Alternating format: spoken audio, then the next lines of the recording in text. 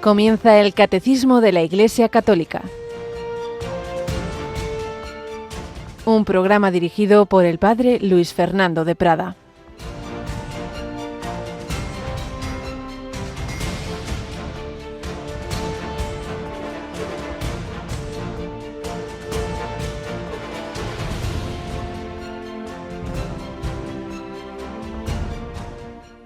Tanto amó Dios al mundo que entregó a su unigénito, para que todo el que cree en Él no perezca, sino que tenga vida eterna.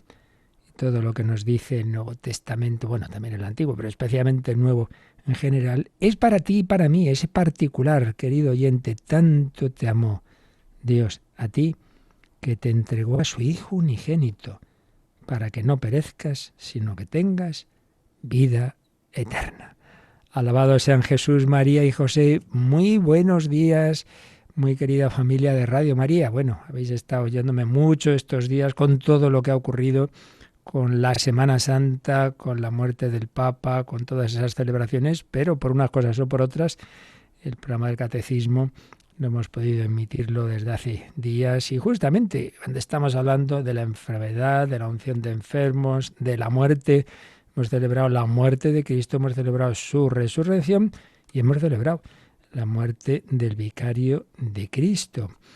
Y ahí estamos viviendo todos estos momentos, ante todo el centro de nuestra fe, claro está, el centro de nuestra fe, la resurrección de nuestro Señor Jesucristo, para que todo el que cree en Él no perezca, sino que tenga vida eterna. No estamos llamados a un sepulcro, sino a la vida eterna.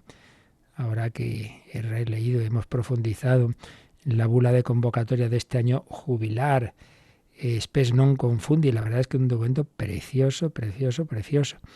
Tiene expresiones maravillosas. Yo he destacado mucho esa que dice que, así como decía Descartes, ¿no? Aquello pienso, luego existo. No, lo cristiano es soy amado, luego existo y existiré para siempre en el amor eterno. ¡Qué maravilla! Existiremos para siempre en el amor eterno, claro, si aceptamos esa invitación al amor, porque el amor no se impone, el amor se ofrece. El Señor nos lo ofrece. Días muy importantes, siempre la Semana Santa, siempre la Pascua y en la historia de la Iglesia muy importante el vicario de Cristo y por eso pues hemos ido viviendo todos estos días, orando muchísimo, porque es lo propio de Radio María, no somos una radio de debates, de casi iba a decir de cotilleos, de tantas cosas que se dicen muchas veces sin sentido. Vamos a la fe en Jesús, que se nos comunica a través de su Iglesia, y vamos a la oración, una oración que seguimos, y así lo hace la Iglesia, rezando por el pontífice difunto, aunque de una manera especialísima se hizo en esa misa que retransmitimos toda la mañana del sábado con el entierro, pero sabéis que se están celebrando, se llaman los noventiales, y es que la Iglesia no canoniza a la gente así porque se muere y ya está, como tantas veces, hermanos, nuestro hermano ya ha resucitado, está en el cielo. Oiga, más despacio, hemos venido a este funeral a rezar por el alma de esta persona, no me la ponga usted ya tan... Pues la Iglesia reza por los papas, por todos, porque todos somos débiles, todos somos pecadores. Por eso, lo primero es oración por el Papa, pero también, obviamente, y de una manera muy particular ya, según se va acercando ese cónclave que empieza el 7 de mayo, pues tenemos esa intención de ayudar con nuestra oración a que los cardenales realmente se dejen inspirar por el Espíritu Santo y elijan al mejor, porque perfecto nadie hay en este mundo, eso hay que tenerlo muy claro,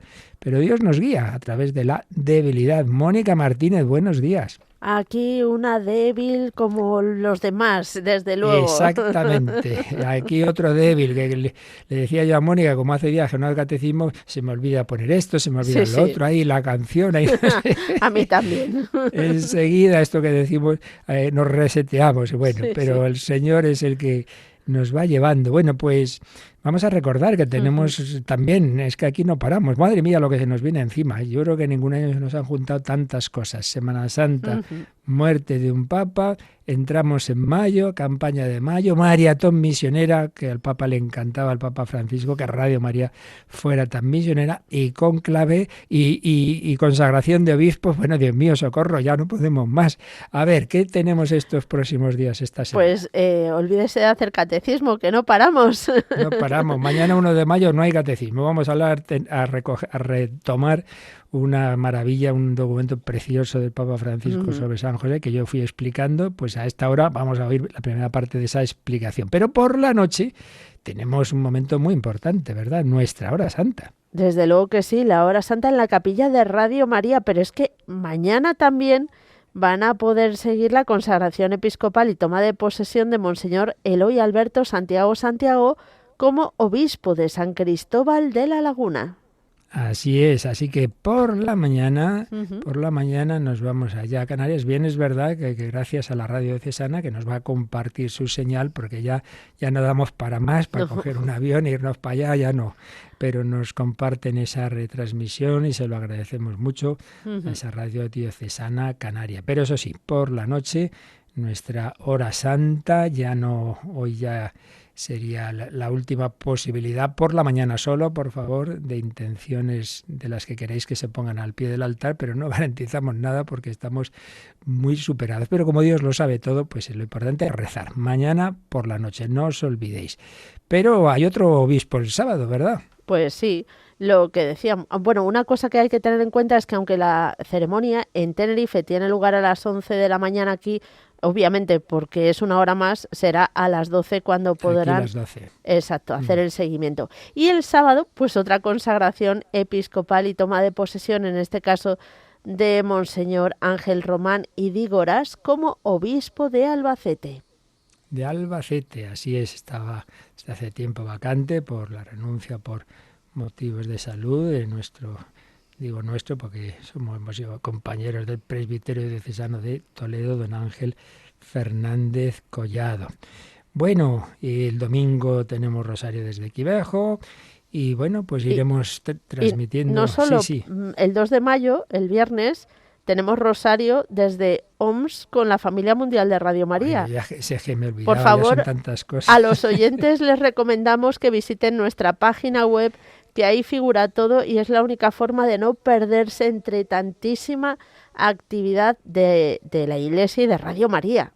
Si ya se perdía el director, pues imagínate cualquiera. Mirad la web. El viernes a las 4 de la tarde, primer viernes del mes de María, que por supuesto tendremos nuestro momento del mes de la Virgen, de todas las flores a María que decimos tradicionalmente, ¿verdad? 4 de la tarde, 3 en Canarias, ese rosario desde Siria, madre mía, donde como en tantos países situaciones muy duras, muy violentas, mucha inseguridad, muchos problemas, no nos podemos quejar. Bueno, pues por todas estas intenciones seguimos rezando por el Papa Francisco. Os invitamos, queridos oyentes, a rezar como hemos estado haciendo de una manera muy intensa, pero no hay que dejarlo de hacer, pues este Padre Nuestro por el alma del Santo Padre, que decía, no se olviden de rezar por mí. Hombre, esperamos que ya sea Él el que rece por nosotros, pero, repito, la Iglesia siempre invoca la misericordia de Dios. Nadie podemos asegurar, ya está. Bueno, eso se lo dejamos al Señor. Y preguntan algunos, ¿y si rezo por un difunto ya está en el cielo? No pasa nada. Dios, una oración nunca se pierde, el Señor la aplicará a otra persona, así que no hay problema. Y luego, pues también pedimos a la Virgen María por que interceda en este mes de mayo, en que va a ser elegido el nuevo sucesor de Pedro, pues que interceda también por esa elección. Ayer celebramos a Santa Catalina de Siena, es suya esa expresión tan bonita, en tiempos en que había situaciones también muy complicadas, mucho más complicadas. El Papa no estaba en Roma, estaba en el destierro de Aviñón, bueno, un lío. Y Santa Catalina de Siena decía lo que tenía que decirle a los papas, no se cortaba, pero tenía esa visión de fe. Decía que el Papa es el dulce Cristo en la tierra. Rezamos por quien lo ha sido durante 12 años y pedimos la intercesión de María para los cardenales. Padre nuestro que estás en el cielo, santificado sea tu nombre. Venga a nosotros tu reino. Hágase tu voluntad en la tierra como en el cielo. Danos hoy nuestro pan de cada día. Perdona nuestras ofensas como también nosotros perdonamos a los que nos ofenden. No nos dejes caer en la tentación y líbranos del mal. María, te pedimos tu intercesión con tu esposo divino, el Espíritu Santo, que ese Espíritu ilumine a los cardenales. Dios te salve María, llena eres de gracia, el Señor es contigo. Bendita tú eres entre todas las mujeres, y bendito es el fruto de tu vientre, Jesús. Santa María, Madre de Dios, ruega por nosotros pecadores, ahora y en la hora de nuestra muerte. Amén. Te pedimos, Señor, por los fieles difuntos, y por cierto también hablamos aquí y escuchamos su voz y la entrevistamos. Una chica joven, muy oyente de Radio María, a todas horas nos estaba oyendo, la confortó mucho en ese largo ingreso, más de un año que ha tenido en el Hospital Ramón y Cajal. Belén Domínguez nos ha dejado hace pocos días. Ese cáncer de médula pues ha podido con ella, no pudo con su alegría, no pudo con su esperanza, no pudo con su fe, con su oración. Belén, tú eras gran oyente nuestra, rezabas por Radio María. Ahora también queremos rezar por ti. Señor, te pedimos por el Santo Padre Francisco, te pedimos por Belén, te pedimos por todos los fieles difuntos. Dale, Señor, el descanso eterno. Y brille para ellos la luz perpetua. Sus almas y la de todos los fieles difuntos, por la misericordia de Dios, descansen en paz. Amén.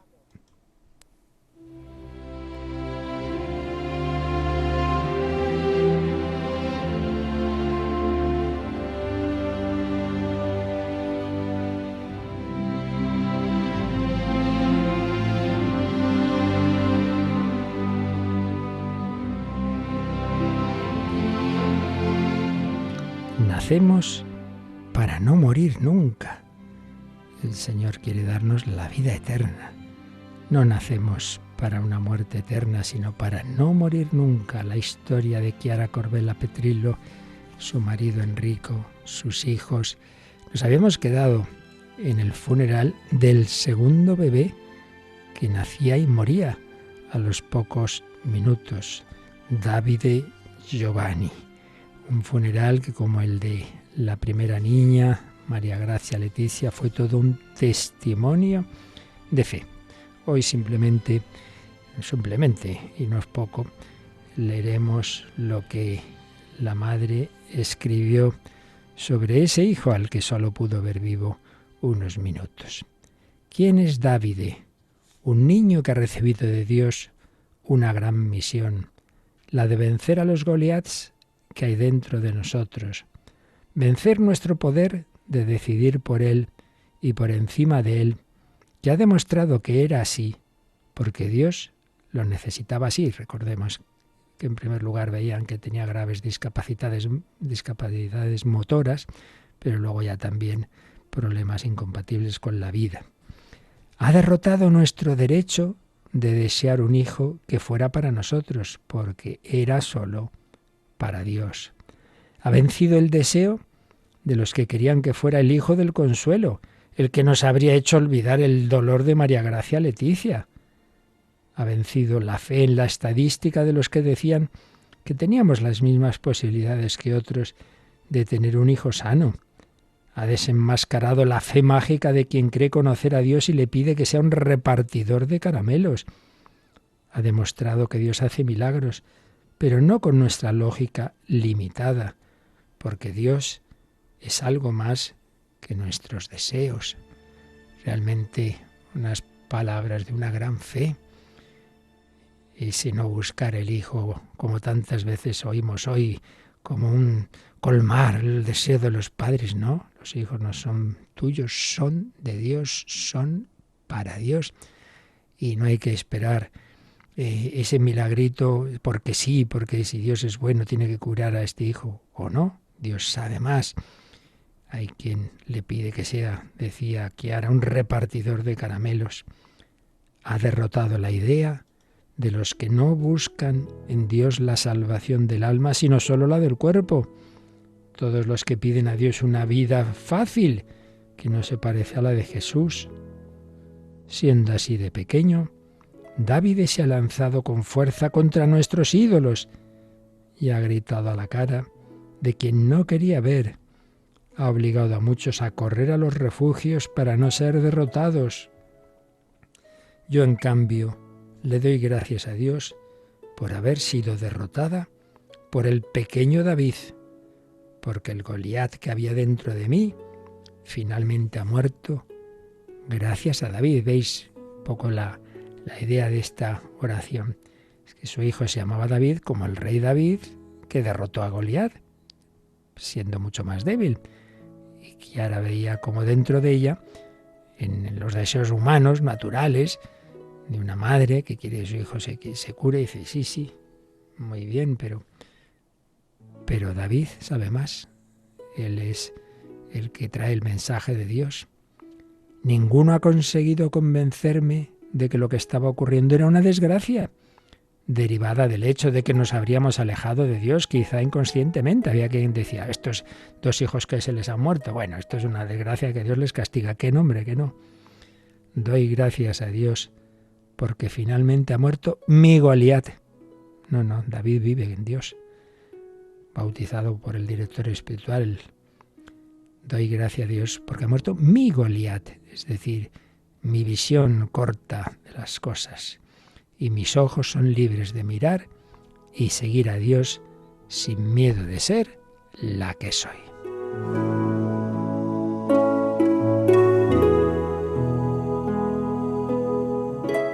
Chiara, como el paralítico de la piscina de Betesda, experimenta la curación de su voluntad.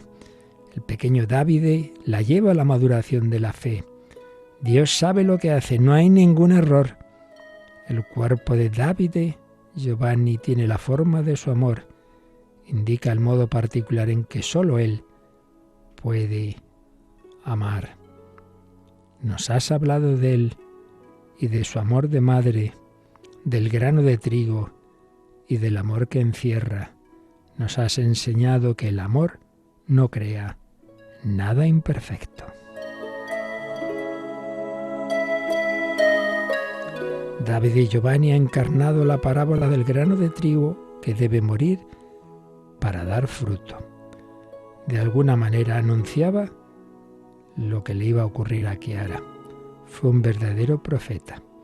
No por casualidad nació un 24 de junio, fiesta de San Juan Bautista. También escribió su madre, Chiara: si David pudiera hablar, diría, yo soy magnífico.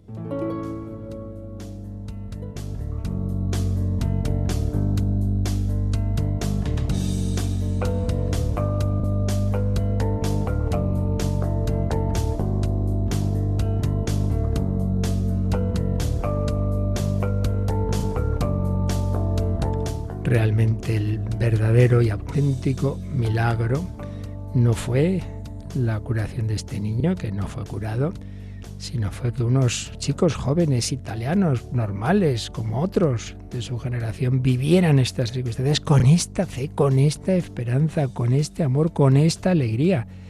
Dios nos llama a todos a la santidad.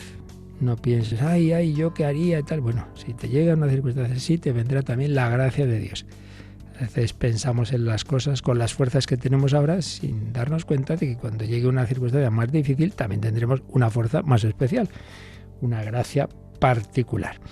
Y esto es lo que Dios da al enfermo, al que tiene una cosa seria, al moribundo, pero no solo, sin necesidad de estar moribundo. El sacramento de la unción de enfermos es la ayuda con la que Dios conforta a los seriamente enfermos. Es lo que llevamos ya varias semanas explicando poquito a poquito, despacio, porque es importante, hablando ya más en general, no solo del sacramento, sino de la enfermedad propia y de aquellos que tenemos cerca de nosotros, la actitud adecuada. Estuvimos hablando en general de la enfermedad en la Escritura, en el Antiguo Testamento, en el Nuevo, la actitud de Cristo con los enfermos, y de cómo el Señor, pues a su Iglesia, le ha encomendado una serie de tareas con los enfermos y que culminan en un sacramento.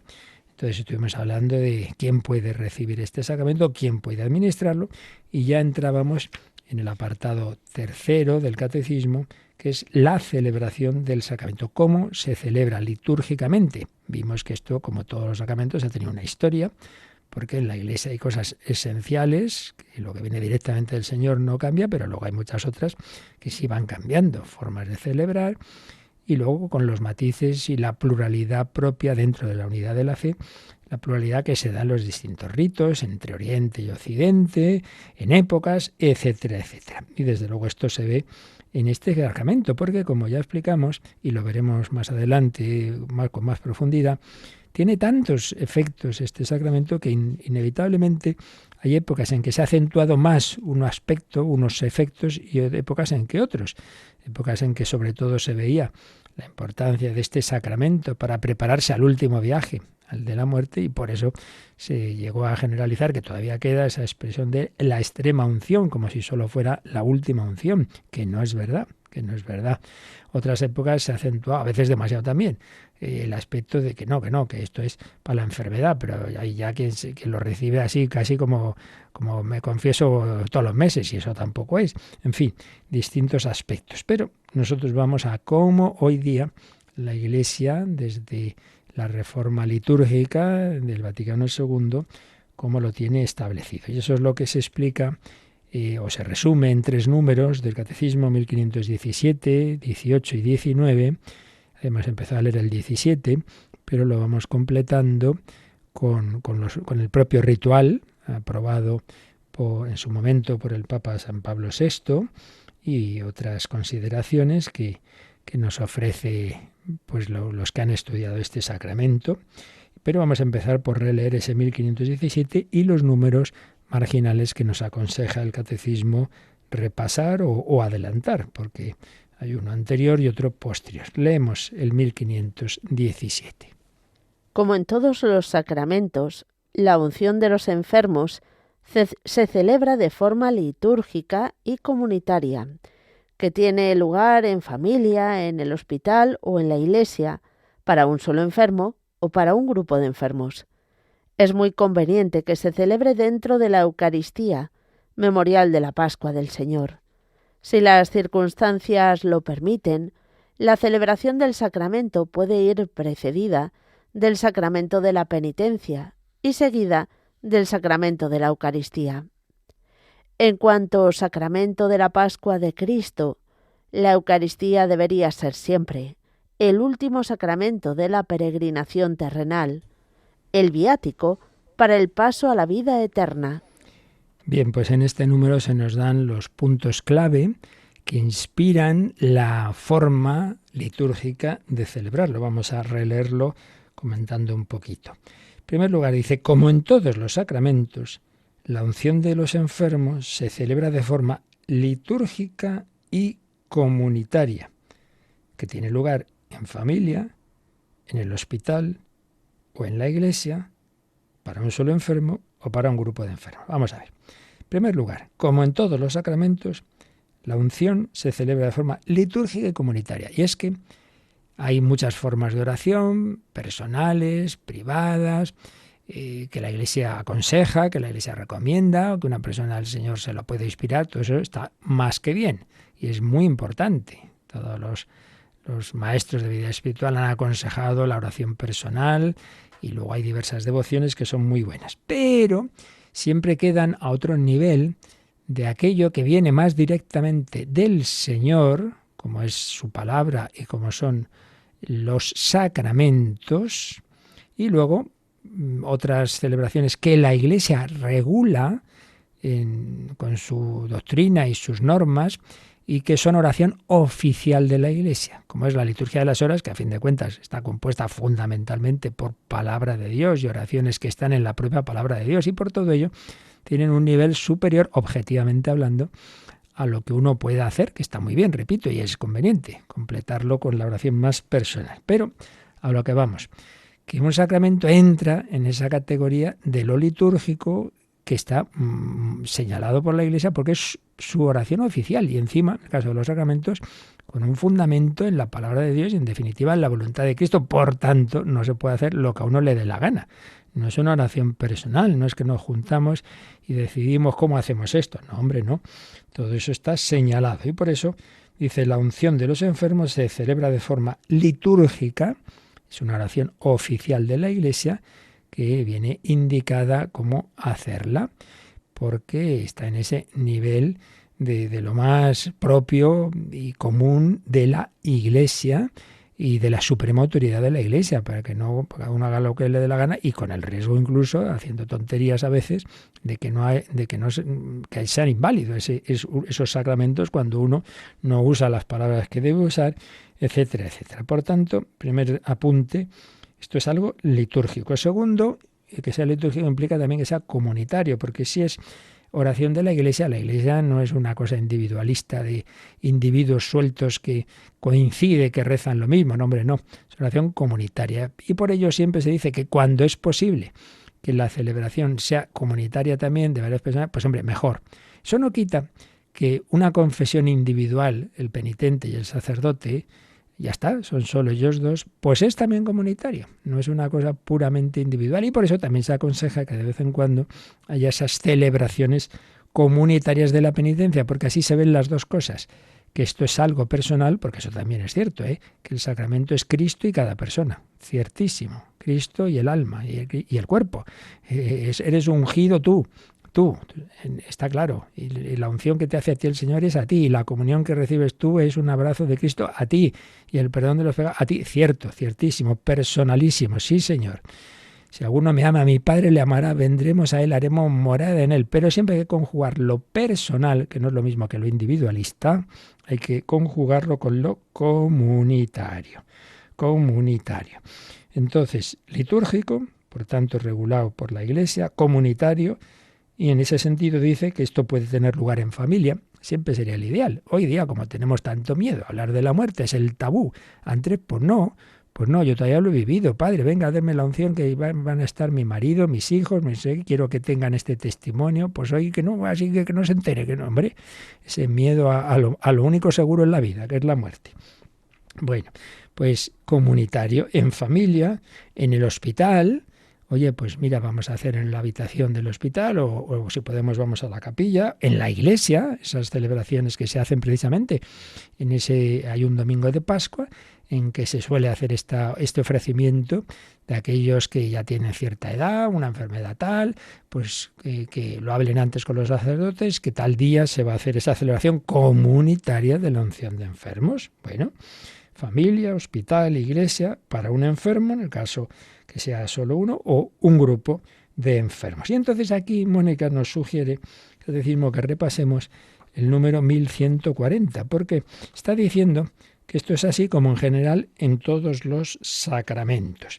Entonces, dice, ya hablamos en su momento de los sacramentos en general y de la liturgia en general, y estuvimos diciendo, resaltando ese aspecto comunitario de la liturgia. Y uno de los números que explicaba este aspecto comunitario nos sugiere el catecismo que lo repasemos, el 1140. Así que seamos buenos y hagamos caso y lo repasamos. Es toda la comunidad, el cuerpo de Cristo, unido a su cabeza, quien celebra. Las acciones litúrgicas no son acciones privadas, sino celebraciones de la Iglesia, que es sacramento de unidad. Esto es pueblo santo, congregado y ordenado bajo la dirección de los obispos. Por tanto, pertenecen a todo el cuerpo de la Iglesia, influyen en él y lo manifiestan, pero afectan a cada miembro de este cuerpo de manera diferente, según la diversidad de órdenes, funciones y participación actual. Por eso también, siempre que los ritos, según la naturaleza propia de cada uno, admitan una celebración común, con asistencia y participación activa de los fieles, hay que inculcar que ésta debe ser preferida, en cuanto sea posible, a una celebración individual y casi privada. Bueno, pues está muy claro, muy bien explicado por este número, que a fin de cuentas casi todo el número está basado en dos citas del Vaticano II, concretamente de la primera Constitución que se aprobó, que fue justamente la de la liturgia, Sacrosanctum Concilium, números 26 y 27, de ahí vienen estas frases que constituyen el núcleo principal de este número 1140. ¿Quién celebra? ¿Quién celebra? Números anteriores, de cuando hablábamos de lo que es la liturgia de la Iglesia, decía, hombre, el que celebra es Jesucristo. Pero Jesucristo, el Cristo total, que decía San Agustín, la cabeza y los miembros. Y en este sentido siempre es Él, el Hijo de Dios hecho hombre, que actuaba a través de su humanidad. Con esos dedos Jesús tocaba a ese ciego, a ese paralítico, a ese sordo, mudo, etcétera, pero ahora toca a través de los dedos de su Iglesia, a través de su cuerpo místico y de los sacramentos. Y en ese sentido es Cristo, cabeza y miembros, y por tanto, pues eso, toda la Iglesia, y la Iglesia como comunidad, como cuerpo de Cristo unido a su cabeza, que es quien celebra. ¿Veis? Es Cristo, pero es Cristo con su cuerpo místico, que no es un individuo, que somos todos. Y por eso dice también que son celebraciones, no una oración particular de cada uno, sino de la Iglesia, que es sacramento de unidad, pueblo santo, ordenado bajo la dirección de los obispos. Por eso no es yo lo hago como me parece a mí. Pertenecen a todo el cuerpo de la Iglesia, aunque afectan a cada miembro de manera diferente, claro. Y entonces, como consecuencia, el número 27 de Sacrosanctum Concilium de Vaticano II, que recoge aquí el Catecismo, aconsejaba que siempre que se pueda, pues hombre, siempre es mejor una celebración común, con asistencia y participación activa de los fieles. Debe ser preferida en cuanto sea posible a una celebración individual y casi privada, que hay veces en que no hay más remedio y a veces es conveniente, ¿eh? Pero a lo mejor, yo que sé, una familia pues no practicante y tal, y me dice el enfermo, mire, que no se enteren los demás porque que la voy a tener lío. Bueno, pues no se preocupe, lo hacemos de una manera discreta, pero evidentemente no es el ideal. Así pues, primera afirmación del trasfondo de cómo debe ser la celebración del sacramento de la unción de enfermos, pues como en todos los demás, recordamos que esto no queda al albur de cada uno, sino que es algo litúrgico, con unas indicaciones de la Iglesia que luego tienen su flexibilidad, como veremos, pero que siempre hay que obedecer, y a ser posible comunitaria. Y luego pues va dando otras indicaciones, pero vamos a quedarnos un momentito, como solemos, pues pidiéndole al Señor aprovechar todos los sacramentos, que en definitiva, ¿sabéis lo que busca todo sacramento? Incorporarnos a Cristo y concretamente a su misterio pascual, a su pasión, muerte y resurrección, morir a lo malo de nosotros, morir al pecado y resucitar a la vida nueva. Si habéis resucitado con Cristo, buscad las cosas de ahí arriba. Y lo que le dijo Jesús a Nicodemo, hablando, por cierto, del primer sacramento, el del bautismo, hay que nacer de nuevo, hay que nacer de nuevo. Venga, se lo pedimos al Señor con esta bella canción de Atenas Bénica, déjame nacer de nuevo.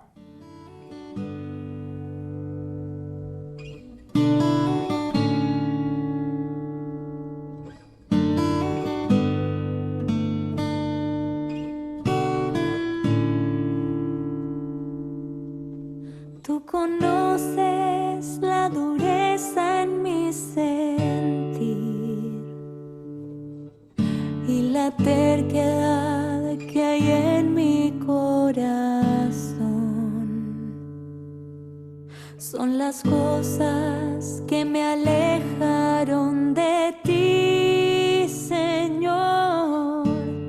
Hazme renacer en tu amor.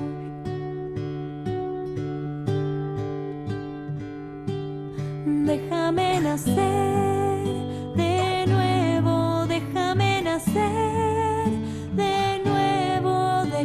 Nacer de nuevo, Señor.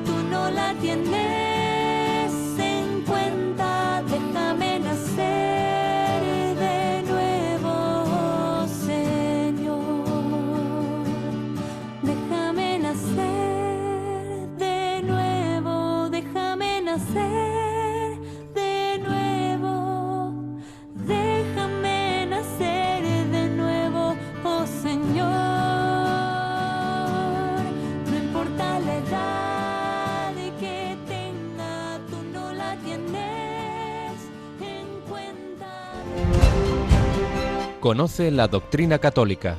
Escucha el catecismo de 8 a 9 de la mañana, de 7 a 8 en Canarias. Y los sábados a la misma hora profundizamos en los temas tratados en el programa En torno al catecismo. Nacer de nuevo es posible. Con Jesús resucitado, de nuevo nació la comunidad de los apóstoles que estaban tan hundidos. De nuevo nació Pedro tras haber negado al Señor. Tú lo sabes todo, tú sabes que te amo, Tomás, el más cabezón. Señor mío y Dios mío, Jesús resucitado nos da nuevas oportunidades, pero hay que aprovechar que la vida se acaba. Cuando menos lo esperamos, se termina y lo estamos viendo constantemente. Seguimos comentando este 1517 que nos da los fundamentos teológicos de cómo se debe celebrar litúrgicamente la unción de enfermos. Después de haber hablado de lo que significa que es una celebración litúrgica y comunitaria, se añade: es muy conveniente que se celebre dentro de la Eucaristía, memorial de la Pascua del Señor. Y es que hay que recordar, la Eucaristía la explicamos largamente, yo creo que como un año estuvimos hablando de ella, es el sacramento rey. Es por un lado, sí, el culmen de la iniciación cristiana, pero por otro lado es la fuente y culmen, fons et culmen, fuente y culmen de todos los sacramentos, porque en él está la presencia real, sustancial, corporal del mismo Cristo y además la esencia del sacrificio redentor. Ese amor con el que Cristo se ofreció al Padre en la cruz se hace presente en la Santa Misa. Por eso, siempre que se pueden los sacramentos, los demás sacramentos, celebrar dentro de la misa, dentro de la Eucaristía, o al menos pues con parte de ella, como es la Sagrada Comunión, pues siempre es preferible. Todo está relacionado con la redención de Cristo, que tiene su culmen y su esencia y su resumen, por así decir, en la Eucaristía. Por eso, si puede celebrarse dentro de la Eucaristía, estupendo. Esas celebraciones que decíamos antes en las parroquias comunitarias de la unción, pues obviamente es una misa dentro de la cual está la unción de enfermos. O pues va el sacerdote a esa habitación y si puede ser, se celebra ahí la misa con la familia, estupendo. Pero no es que sea imprescindible. De hecho, en estos casos de ir a las casas, pues más bien eso es excepcional. Pero lo que sí que es ideal es poder comulgar. Pero a esto añade lo siguiente: si las circunstancias lo permiten, la celebración del sacramento puede ir precedida del sacramento de la penitencia y seguida del sacramento de la Eucaristía. O sea, el pack completo, por hablar así, sería: primero vamos a confesar, antes de empezar la celebración de la unción, pues eso siempre es bueno. Hombre, desde luego, si la persona hace tiempo que no se confiesa y tiene conciencia de pecado, pues eso debe ser lo primero. Esto es obvio. Porque el sacramento de la unción, estando uno consciente y pudiendo, es un sacramento que hay que recibir en gracia de Dios. O sea, directamente el que perdona los pecados es la penitencia. Otra cosa es que la unción tenga un efecto de, digamos, rematar ese quitar las consecuencias del pecado. Pero de suyo, el sacramento directamente dirigido al perdón de los pecados es la penitencia. Por eso, el ideal es primero la confesión. Luego la unción. Y finalmente, la última parte es, si se puede, ya digo, se celebra la misa y si no, por lo menos se da la comunión. Que además, y esto es lo siguiente que nos va a decir este número, dice a continuación el 1517, en cuanto sacramento de la Pascua de Cristo, la Eucaristía debería ser siempre el último sacramento de la peregrinación terrenal, el viático para el paso a la vida eterna. Es decir, estando la persona suficientemente consciente y pudiendo tragar, poder comulgar, el ideal, o sea, el último sacramento en realidad no es la unción. Eso que decíamos antes de que es preferible no llamar extrema unción. No, el último sacramento normalmente debería ser la comunión. Lo que pasa es que como hoy día se está prolongando la vida y muchas veces pues ya se muere en un estado de inconsciencia, claro, la persona no puede comulgar así. Pero antes de que llegue a esa situación, cuando se reciba la unción, pues lo suyo, el ideal, es que junto a la unción, antes de la unción, sea la confesión y después la comunión. Y a este respecto de hablar de la comunión y del viático, el catecismo nos sugiere que adelantemos lo que ya veremos dentro de poco, pues dentro de unos números, que leamos ya el número 1524, porque ahí enseguida el catecismo nos va a hablar de esto, del último sacramento del cristiano, del viático, pero ya lo leemos y así ya vemos un poco el conjunto de estos 3 sacramentos, la culminación en la Eucaristía, en el viático. Leemos, Mónica, el 15:24. A los que van a dejar esta vida, la Iglesia ofrece, además de la unción de los enfermos, la Eucaristía como viático. Recibida en este momento del paso hacia el Padre, la comunión del cuerpo y la sangre de Cristo tiene una significación y una importancia particulares. Es semilla de vida eterna y poder de resurrección, según las palabras del Señor. El que come mi carne y bebe mi sangre tiene vida eterna, y yo le resucitaré el último día. Puesto que es sacramento de Cristo muerto y resucitado, la Eucaristía es aquí sacramento del paso de la muerte a la vida, de este mundo al Padre. Realmente un número precioso que ya comentaremos con calma cuando lleguemos a él, pero ya nos quedamos con esta idea, ¿eh? Ese último viaje que todos tenemos que hacer, pues hay que hacerlo con una mochilita.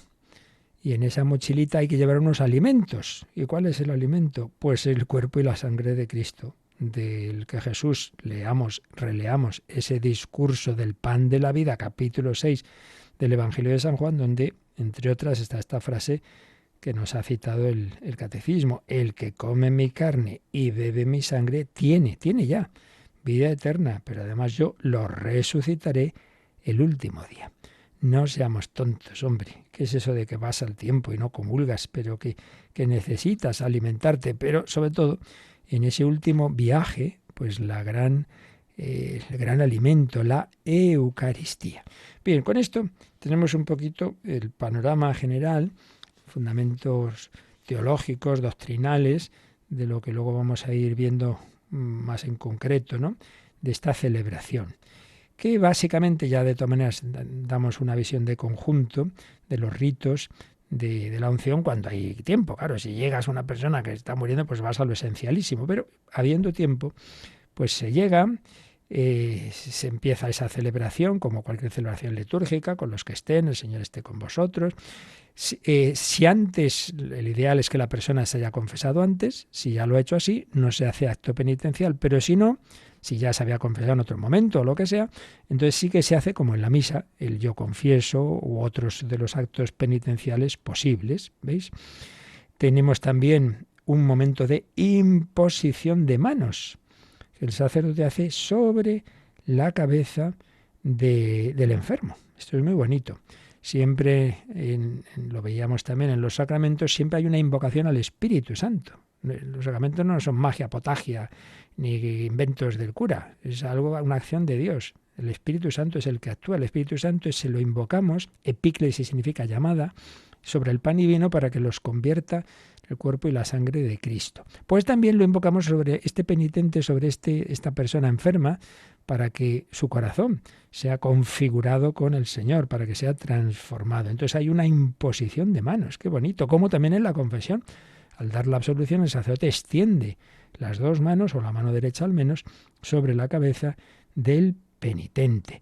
Hay oraciones y hay el tema del óleo. El óleo, si el ideal es que lo lleva el sacerdote, el óleo que bendijo el obispo en la misa crismal. Pero si hay una urgencia y resulta que no lo tenía, pues se coge un aceite de oliva, un aceite natural, y lo bendice en ese momento. Entonces el sacerdote puede bendecirlo ahí. Si ya estaba bendecido, se hace una oración de acción de gracias, que ya la leeremos. Y si no, pues se bendice en ese momento. Y ya con ese aceite se unge en la frente y en las manos del enfermo. Pero antes de seguir, vamos a leer la oración que el obispo en la misa crismal, en Semana Santa, ahí se consagran los óleos de los sacramentos. El óleo de los catecúmenos, el santo crisma y el óleo de los enfermos. Pues bien, vamos a leer porque vale la pena la oración con la que el obispo bendice el óleo de los enfermos. Señor Dios, Padre de todo consuelo, que has querido sanar las dolencias de los enfermos por medio de tu Hijo.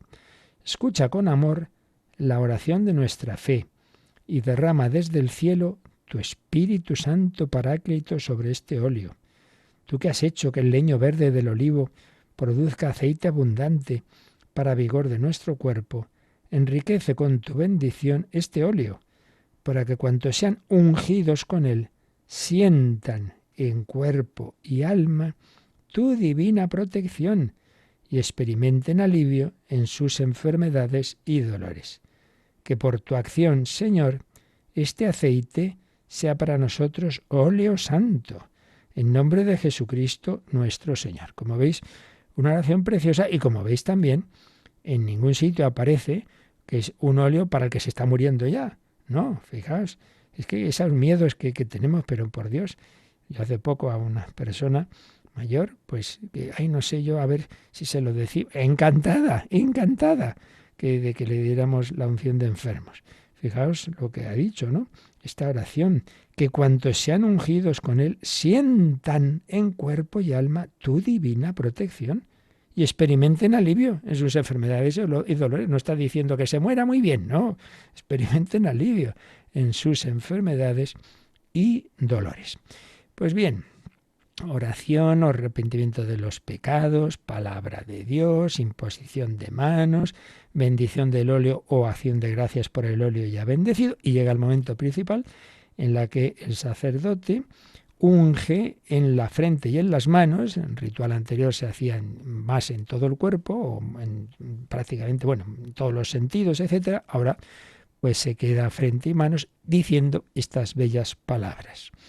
Por esta santa unción y por su bondadosa misericordia, te ayude el Señor con la gracia del Espíritu Santo, para que, libre de tus pecados, te conceda la salvación y te conforte en tu enfermedad. Pues de nuevo vemos que es una oración muy positiva, en la que de entrada se pide, por un lado, el perdón, el ser librado de los pecados, la salvación y ser confortado en la enfermedad.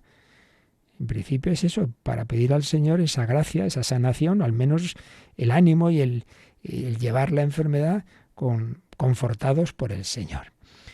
Y luego, pues si puede ser, ya decíamos, se da también la Sagrada Eucaristía, se comulga, etc. Bueno, ya lo veremos con más calma, pero de ya hemos dejado por lo menos claros los aspectos de fondo tan bellos de la celebración litúrgica. Como digo, iremos leyendo el ritual para que veamos más en concreto estos aspectos tan bellos. El Señor llega a nuestro corazón, lo quiere sanar, quiere confortarnos, quiere aumentar nuestra fe, esperanza y caridad. Le damos las gracias, nos quedamos pensándolo un poquito. Si tenéis alguna consulta o algún testimonio, de hecho tengo por aquí uno que ahora enseguida leeremos, pues ahora nos recuerdan cómo los podéis compartir. Participa en el programa con tus preguntas y dudas. Llama al 91005-9419, 91005-9419. Puedes escribir un mail a catecismo@radiomaria.es o escribirnos un mensaje al teléfono de WhatsApp 668 594 383, 668 594 383.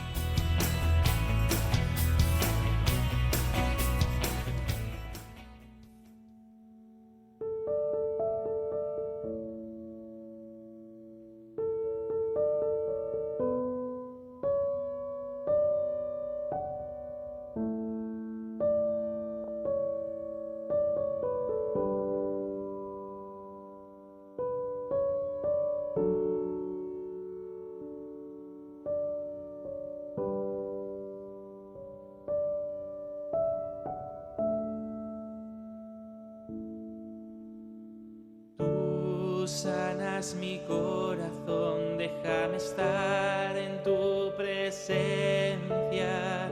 Tú amas lo que yo soy, déjame estar en tu presencia.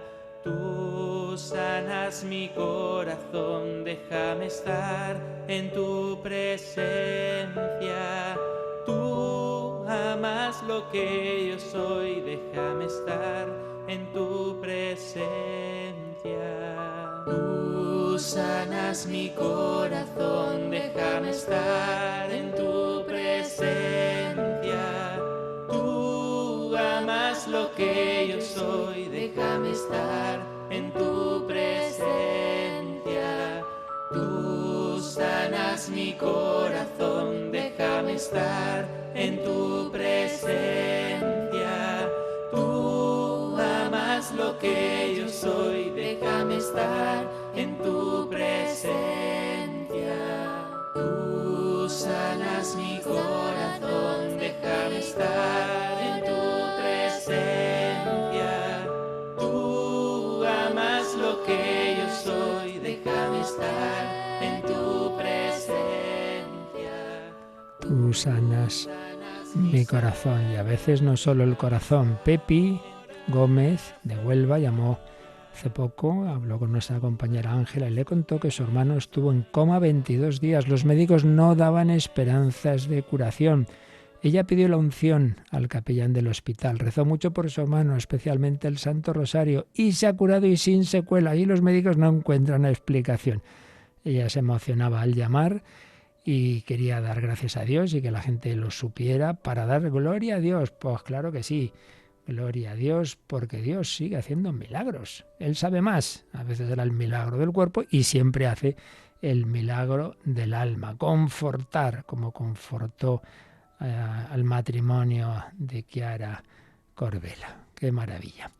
Bueno, a ver, Mónica, ¿qué nos preguntan por aquí? Si un diácono puede celebrar la vigilia pascual y si la misa del Jueves Santo se puede aplicar por un difunto en particular.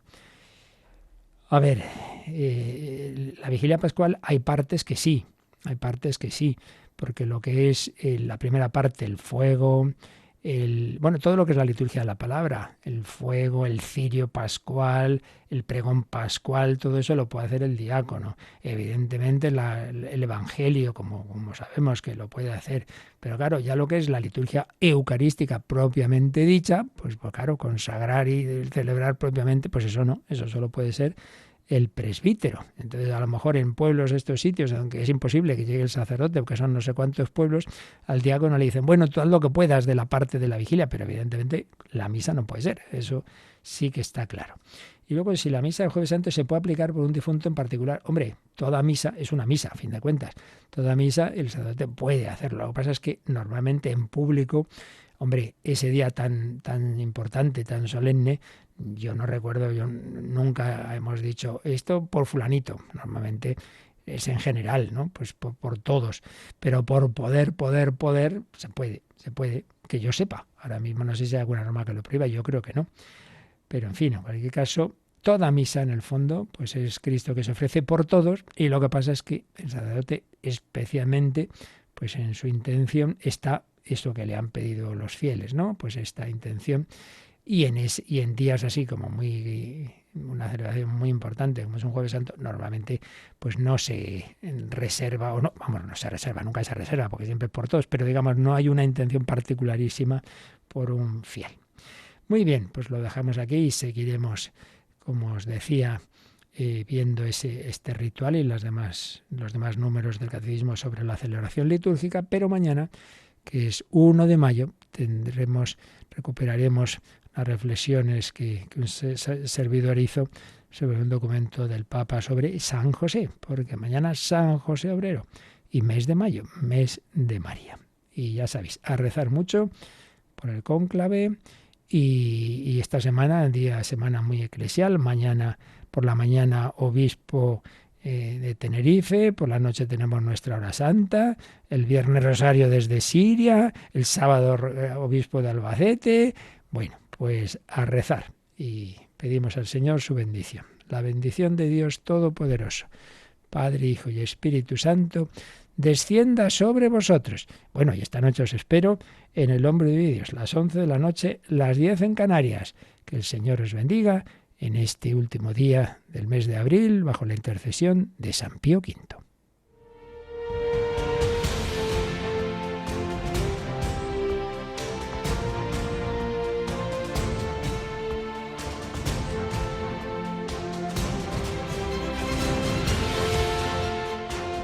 Han escuchado en Radio María el Catecismo de la Iglesia Católica,